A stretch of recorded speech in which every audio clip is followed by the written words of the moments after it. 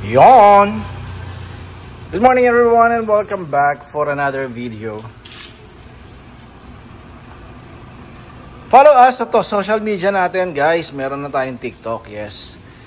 TRD parts underscore TRD underscore parts, then may Philippine flag sa dulo. Okay, yun yung TikTok account natin. Then the YouTube and Facebook page natin, ganun na rin, TRD parts. Meron na rin flag sa dulo yung YouTube channel natin. Follow nyo kami ha. Then syempre yung ating Viber, WhatsApp, sa upper right ng yung mga screen, 0917-888-1133. Yes, the return of the comeback. Ito yung ano natin guys, so, konting preview lang. Ito yung kinonvert natin last couple of weeks ago na 2017 na G variant na Fortuner. Okay, yan na, kinonvert na natin sa GR na 2025. So, konting update lang tayo dito sa unit ni Sir. Pina-black top niya na rin. Kung mapapansin mo yung, kung panonoorin niyo yung mga previous video natin na naka-plain pa rin yung roof niya. Ngayon, naka-sticker na.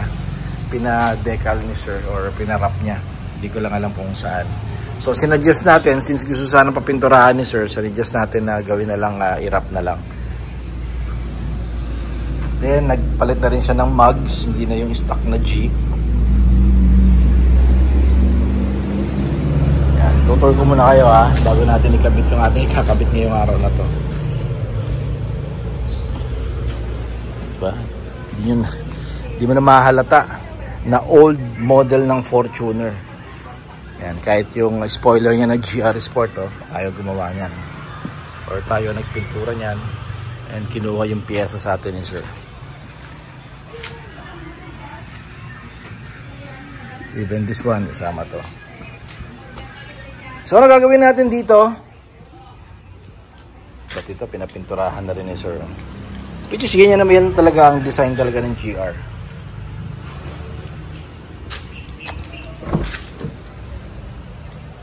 So, maglo-loading muna tayo. By the way, ito pala katunayan na this is the old or previous or mga unang labas ng Gen 2. Ganito pa yung upholstery niya. So fabric siya na brown na medyo dumihin talaga guys Kaya nga nung 2018 in-upgrade na to, naging dark brown na. Ito napaka light so madaling dumumi talaga.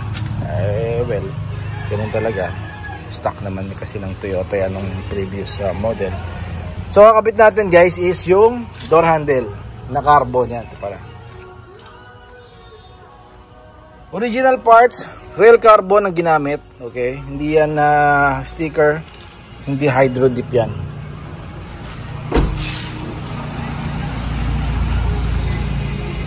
So palit tayo hindi ito pinapatong guys. Ma'am, sir, talagang palit natin tong literal. So magbabaklas tayo ng 4 na sidings dito. So simulan na natin. Baka makasimulan pa ng iba. Okay, Ales, babalik ako. So ito, tinanggal na natin yung lock dito. Yan, dito kasi yung yung flower niya. Na hindi naman siya Allen wrench or yung typical na Philip or flat screw. Flower kasi siya. Isa yan sa mga special tool na ginagamit natin. So pagkatanggal mo na susian, slide lang to, angat lang and then slide. Yan, so talagang tatanggalin natin yung door handle niya. Then naglagay tayo ng konting grasa.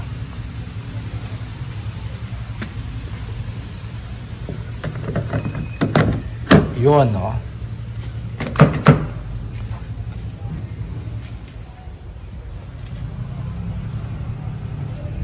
Then ito naman. Diba? So baklas tayo dito sa second row. Yung cover dito sikwat lang, then ito sikwat lang din kasi puro clip lang yan. Then ito pop-up lang to. Yan. Tapos hugutin lang ang sakit. Then tornilyo. 1, 2, 3. Ito yung nahatakin na yung sidings. Doon natin ma-access yung lock nito. para matanggal natin yung door handle. Medyo matrabaho lang, pero 4 na pin po yan, sir. Pero ganoon talaga eh, door handle yan, sir eh. Yan ang safety natin eh ng sasakyan. Well, of course, paano makapasok at makalabas sa loob. Yun, so nabaklasan natin. Kailangan ulit natin dun sa special tool again, dun sa flower, yan, 3. Ito yung gamit natin. Then, so, may tornilyo sa likod to, doon natin kukunin sa loob. Kaya natanggal na natin. Kaya ito naman, madali na. Yan. Diba?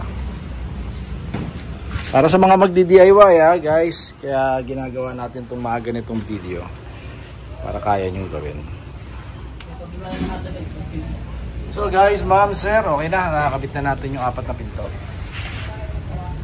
It's a carbon Lodi. For reference lang siyempre marami tayong natatanggap na mga inquiries about dun sa kinakabit natin na glossy black carbon, kung pinapatong lang daw ba. Well, literal sir, napapalitan talaga natin yung original nyo. Okay, so binibenta natin itong original na mga ganitong piyesa, since original din itong kinabit natin sa kanya. Sa halagang 15,000 lang. 15,000 sir, 4 na. Siyempre may labor tayo dyan. Hindi tayo free installation. Medyo mahirap magbaklas ito Yan. Pero sobrang mura na yan guys. Kasi itong kay sir, yung stock ni sir. Pag binili natin sa kasa to, more or less sir, hindi naglalaro ito sa 30 hanggang 45,000. 4 na pinto. Pero sa atin, di ba, naka-carbon ka na or glossy black. Ang glossy black natin is, yung chrome black is 13,000. Yung carbon natin is 15,000 pula dito.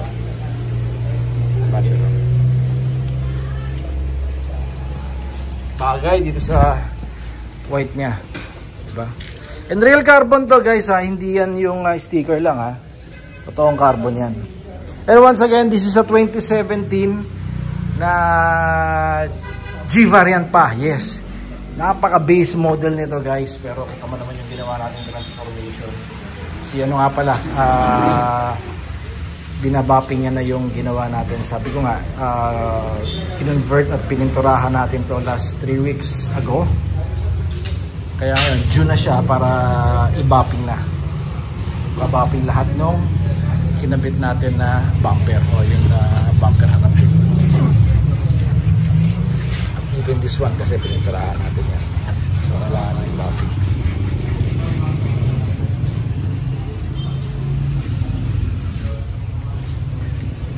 Thank you again kay Sir Troy ng Marikina. Alam ko Marikina si Sir. Follow! Social media account natin. Unahin ko na yung natin. Sa wakas, nagkaroon tayo ng pagkakataon na makagawa ng account sa TikTok. Yes, TRD_parts then Philippine Plug. Okay, sa social media naman natin sa kabila, which is yung Facebook and YouTube channel natin, TRD Parts, then may Philippine Plug na rin sa dulo. Para hindi kayo ma-confuse, tayo lang meron nun. Alright? So lahat ng kinabit pala natin, applicable sa Innova, Fortuner Hilux, lahat ng 2016 hanggang 2025 model. Yes, plug and play yan sir, plug and play. Mike TRD here. Don't settle for anything less. Toyota is still the best. Keep safe everyone. Bye-bye.